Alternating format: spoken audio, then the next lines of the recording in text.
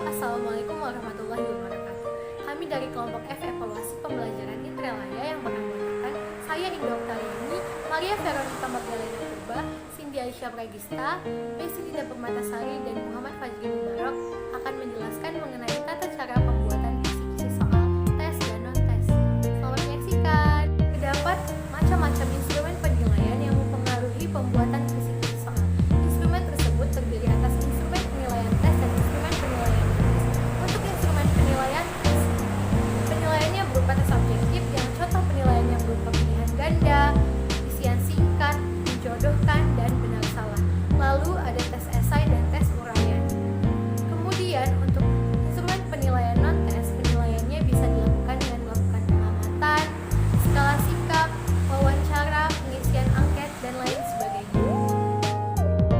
Baiklah, di sini kita akan membahas materi selanjutnya, yaitu tentang kisi-kisi. Kisi-kisi adalah suatu format atau matrik yang memuat informasi yang dapat dijadikan sebagai pedoman untuk menulis soal atau merakit soal menjadi tes.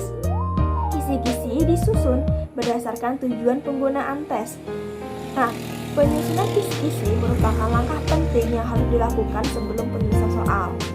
Kemudian, adanya kisi-kisi, penulisan soal akan menghasilkan soal-soal sesuai dengan tujuan dan perakitan soal akan lebih terarah dalam merakit tes. Bila beberapa penulis soal menggunakan satu kisi-kisi, akan dihasilkan soal-soal yang relatif sama atau paralel dari tingkat kedalaman dan mencakup materi yang ditanyakan. Baiklah, setelah mengetahui apa itu kisi-kisi dan fungsi kisi-kisi, sekarang kita masuk dalam cara penyusunan kisi-kisi.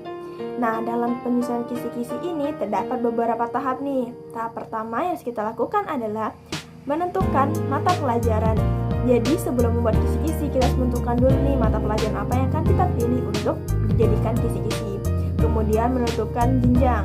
Nah, untuk mata pelajaran PPKN sendiri ini hanya bisa di SMP sederajat dan SMA sederajat. Kemudian kita menentukan kompetensi dasar atau KD. KD merupakan kemampuan minimal yang harus dikuasai peserta didik setelah mempelajari materi pelajaran tertentu.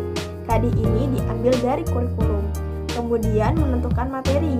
Materi atau konsep yang harus dikuasai peserta didik berdasarkan KD yang akan diukur. Penentuan materi disesuaikan dengan indikator yang akan disusun. Nah, kemudian menentukan indikator nih. Indikator berisi ciri-ciri perilaku yang dapat diukur sebagai penunjuk ketercapaian KD. Indikator ini yang akan dijadikan acuan dalam membuat soal. Indikator dirumuskan sesuai dengan tingkat kompetensi yang akan dicapai dalam KD. Nah, ada pun beberapa kriteria indikator. 1. Memuat ciri-ciri KD yang akan diukur. Kedua, memuat kata kerja operasional yang akan diukur. Ketiga, berkaitan dengan materi atau konsep yang dipilih. Kemudian, dapat dibuat soal sesuai dengan bentuk soal yang telah ditetapkan. Komponen-komponen indikator yang perlu diperhatikan adalah subjek, perilaku yang akan diukur, dan kondisi-kondisinya. Sekian untuk tahap-tahap penyusunan kisi-kisi, kemudian kita lanjut ke tutorial. Baiklah teman-teman pendidikan, di sini saya Maria Veronica akan melanjutkan pemaparan materi dari kedua rekan saya tadi terkait pembuatan kisi-kisi soal.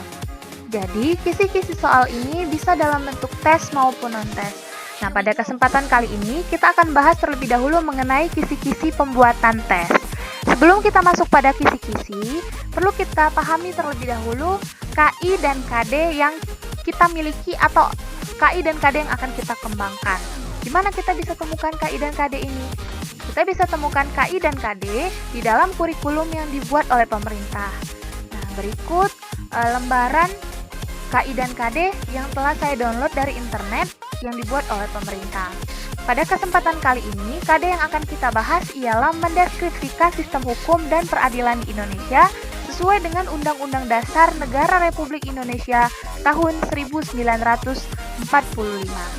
Dengan KI, memahami, menerapkan, menganalisis pengetahuan faktual, konseptual, prosedural, dan metakognitif berdasarkan rasa ingin tahunya tentang ilmu pengetahuan, teknologi, seni, budaya, dan humaniora dengan wawasan kemanusiaan, kebangsaan, kenegaraan, dan peradaban terkait penyebab fenomena dan kejadian, serta menerapkan pengetahuan prosedural pada bidang kajian yang spesifik sesuai dengan bakat dan minatnya untuk memecahkan masalah. Baiklah, kita kembali kepada bagian kisi-kisi tadi.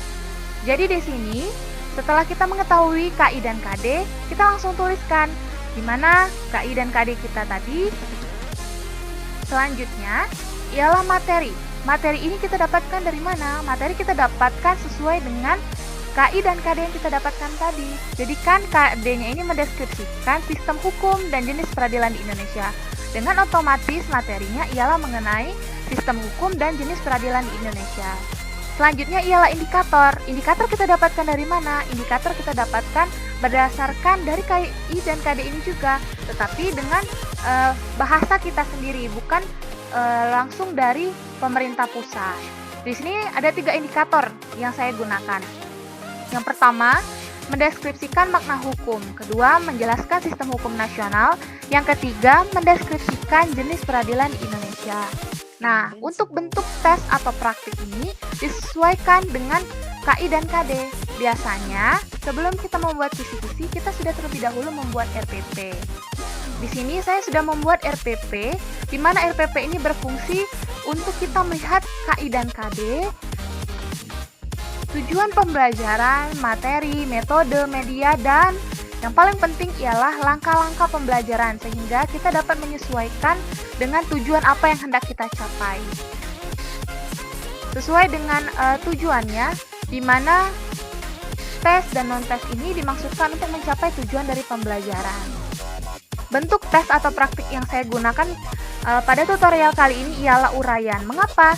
Karena menurut saya yang paling tepat untuk mendeskripsikan, menjelaskan itu uraian.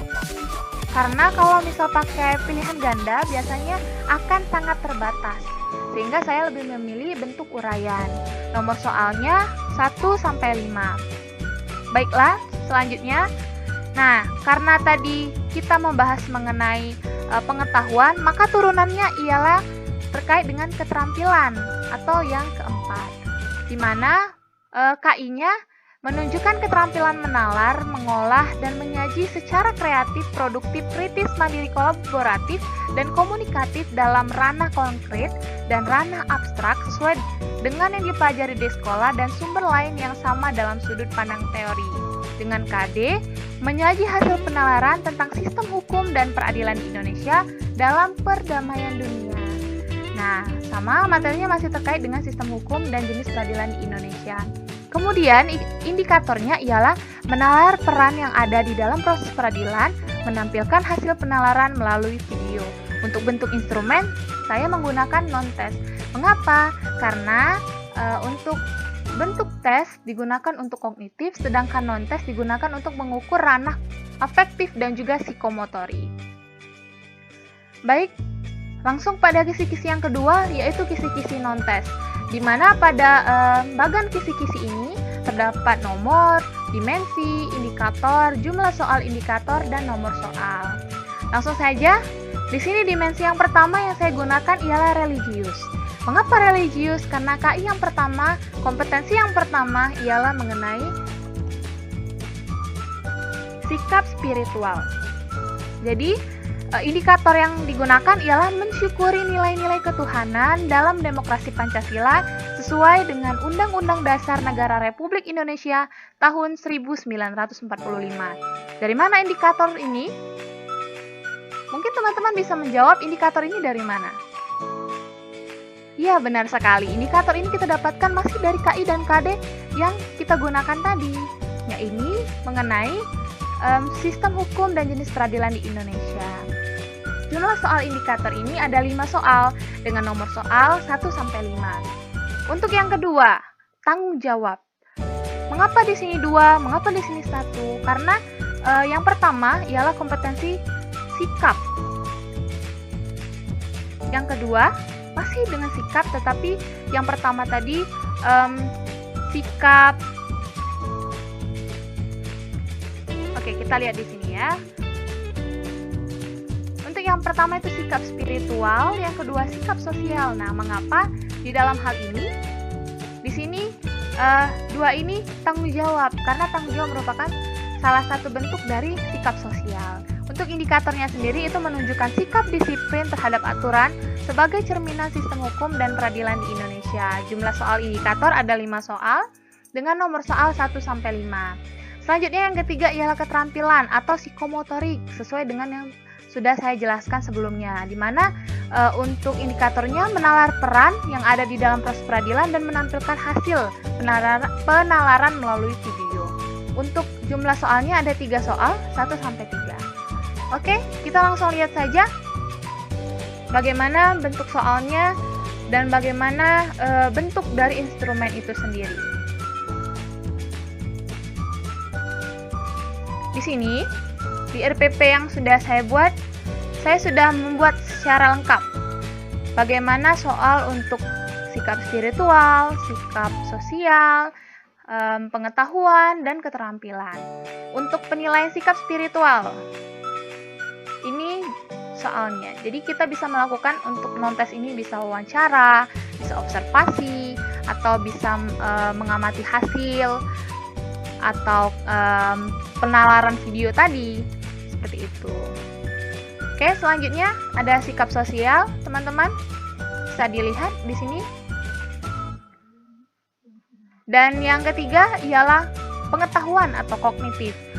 Nah, untuk pembuatan soal ini perlu teman-teman ketahui juga bahwa harus berurutan dari C1, C2, C3, sampai kepada C6. Jadi harus berurutan dari yang paling mudah hingga ke yang ranah paling sulit atau yang paling tinggi, yaitu C6 create atau mencipta. Selanjutnya yang keempat ialah mengenai keterampilan. Untuk keterampilan ini, teman-teman bisa dilihat di sini. Yang akan dinilai ialah isi laporan, penggunaan bahasa, dan estetika atau nilai keindahan. Oke, baik teman-teman. Sekian pemaparan dari saya mengenai tutorial membuat kisi-kisi pada hari ini. Baiklah teman-teman pendidikan, kesimpulan pada pertemuan kali ini ialah sebelum teman-teman membuat kisi-kisi soal, baik itu tes maupun non-tes, teman-teman harus terlebih dahulu memahami mengenai KI dan KD yang teman-teman dapatkan, agar tujuan pembelajaran pada kegiatan pembelajaran hari ini dapat dicapai dengan maksimal. Sekian pemaparan dari saya kembalikan kepada teman saya, Cindy Aisyah. Baiklah, sekian pemaparan dari kelompok kami. Maaf bila ada kata-kata tidak berkenan. Bila ada salah kami mohon maaf. Kami akhiri. Wassalamualaikum warahmatullahi wabarakatuh.